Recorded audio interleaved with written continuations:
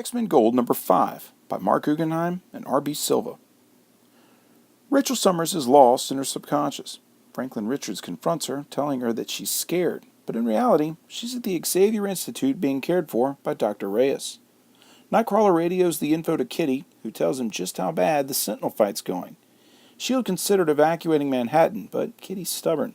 She blasts the nanite form with a blaster and it dissipates, only to continue the attack as tiny drones.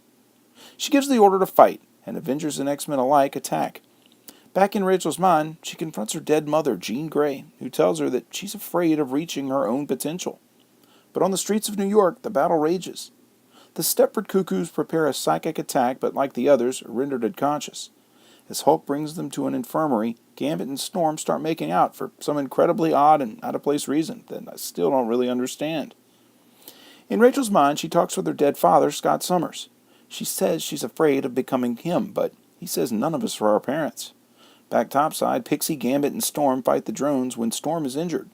A robotic arm phases through Kitty's chest, and Colossus is engulfed in a purple energy field.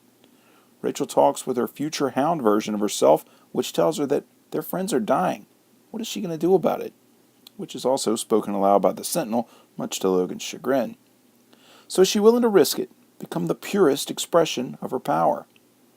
She wakes up in the hospital room. Kurt tells her that she shouldn't be up, but she says she has to do something. Renewed, she projects a psychic attack on the robot and it starts speaking in binary errors. Suddenly, all throughout the world, the drones disintegrate. The X-Men rest for a brief second when they see Colossus covered in blood.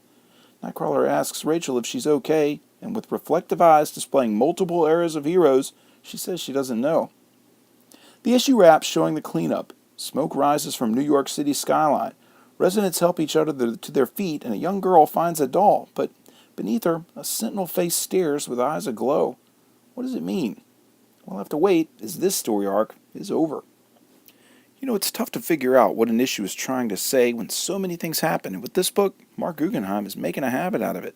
From Rachel interacting with her past and future, to several of the X-Men almost dying, to New York's once again near destruction, they prove that it's easy to throw bombs, but tough to pick up the pieces. I had to look up a few details of Rachel's life I'd forgotten, and what I rediscovered is how amazing Chris Claremont was in creating her. This title fails to carry his legacy, but that's not really anything new. I give this one a 6 out of 10. If you like this video, there's hundreds more like it spanning several current and classic story arcs. Click the boxes here for more playlists. This video is also accompanied by my blog at nerdiestkidyouknow.blogspot.com or nerdiestkidyouknow.com. You can also follow links to my Facebook, Instagram, or Twitter pages, as well as a link to this very issue for sale on my eBay page by clicking below. For the Nerdiest Kid You Know, I'm Sam Torito. Thanks for watching.